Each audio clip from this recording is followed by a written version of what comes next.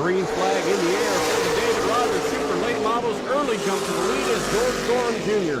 He's going to roll through turns 1 and 2. Brad May in the 9 car, hot on his tail as they roll down the back straightaway.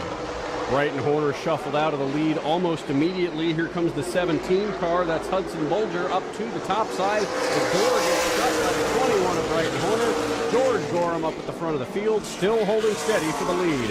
Here comes Brad May in the 9 car. He's going to challenge now on the inside, pulls back out on the back straightaway, but as they roll through the corner, he takes another dive down to the bottom.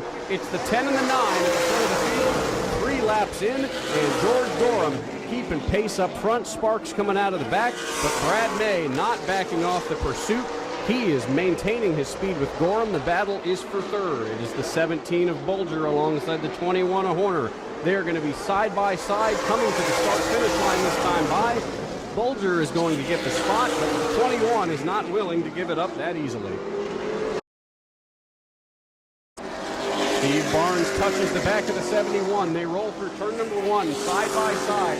The 71 still got the advantage, but Beckner looks up high. Barnes goes low. Down the back straightaway, it's a drag race between the 2 cars.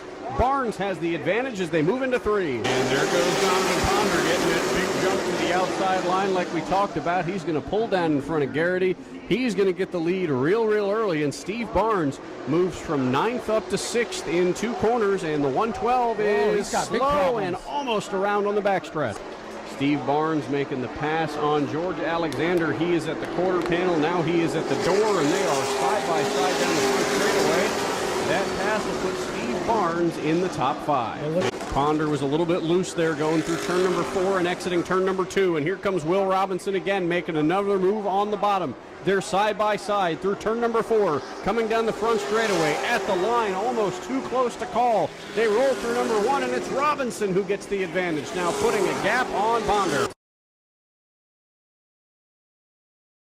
In the backup truck, there he is, climbing out of your car, Mr. George Gorham Jr., your 2025 Ashley Holmes Jack's Trucks Series champion, ladies and gentlemen.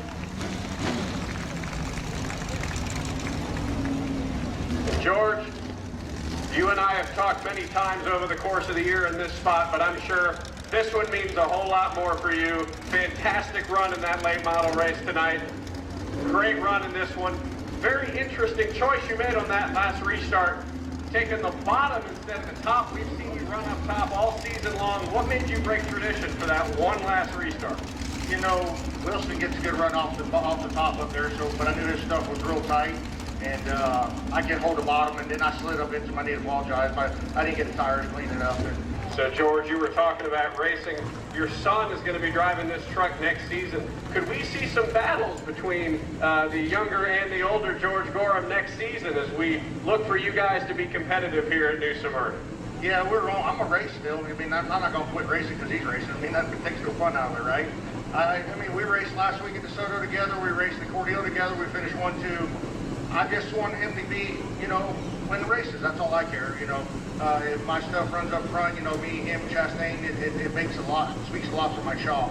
Well, George, congratulations on a fantastic championship season for you. Ladies and gentlemen, your 2025 Truck Series champion, George Gorham Jr. Driver of the number 31 truck, JT Chastain. And JT, you got that heat race win in very dominating fashion, couple truck lengths back to second place. But Ryan and I were talking earlier, a couple weeks ago, you had that race in the bag before some incidents handed that over to George Gorham. What do you think it's going to take for you to turn your luck around, and how's the truck been handling tonight? The truck's been handling insanely good tonight. And I think the biggest issue for this race will probably be getting out and in front of George. If I can get away from him, then I think this race is set. And I think I just got to remember, under caution, keep the tires warm. I think that's what our issue was last race. Didn't keep them warm, so we ended up being super loose on the restart. And just do everything right, and we should be fine. Now, you and George, you guys are teammates. Of course, you guys want to help each other out. But if it comes down to you two at the end of the race, how's that going to shake out? Just do my best. Hopefully I'm on the outside. I feel I can roll him on the outside better. But he's a super good driver. I think I'm a super good driver. And just getting in front of him is going to be the hardest goal. Well, JT, we wish you luck tonight. Great talking to you as always.